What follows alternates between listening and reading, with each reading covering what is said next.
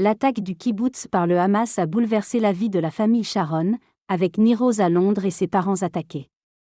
Sa mère, âgée de 85 ans, a été enlevée, maltraitée, puis relâchée par le Hamas après 17 jours de captivité. Malgré les souffrances endurées, elle appelle à la paix entre les deux peuples.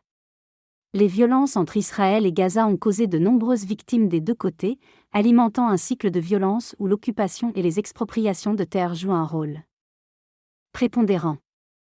Le témoignage poignant du père de Nir-Oz, frappé lors de l'attaque, met en lumière les ravages de ce conflit sur des familles comme la sienne. Le récit raconte les tensions et les violences entre les peuples israéliens et palestiniens. La narratrice évoque des expériences personnelles marquantes, notamment le décès tragique de son fils tué par l'armée sans avoir participé aux affrontements.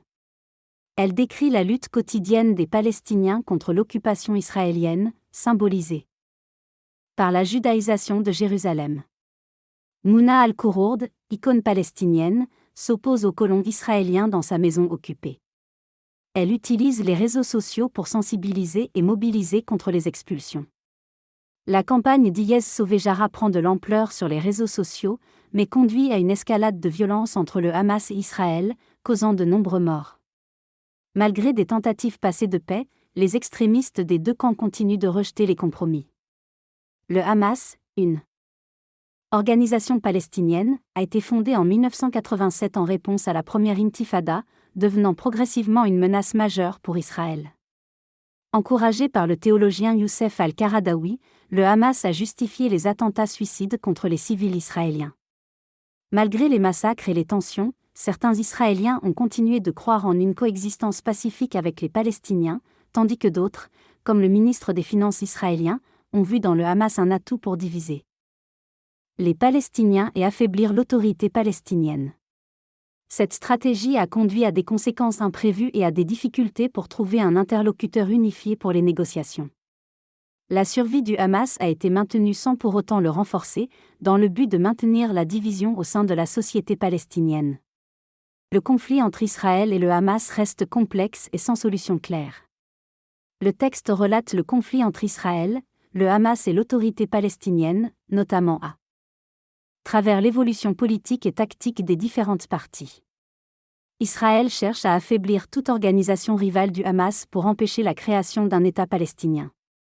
Le Qatar soutient financièrement le Hamas, tout en poursuivant des objectifs géopolitiques et religieux.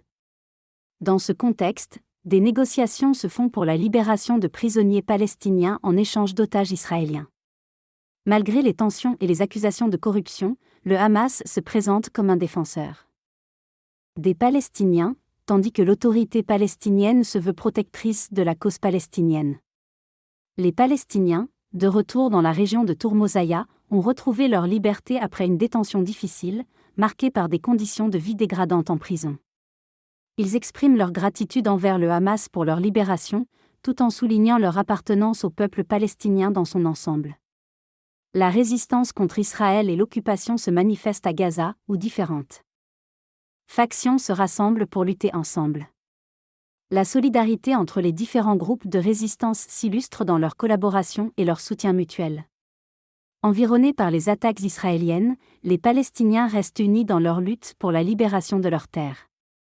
Enfin, l'Iran soutient activement la cause palestinienne en fournissant un appui stratégique et militaire, notamment à travers ses liens avec le Hezbollah et le Hamas.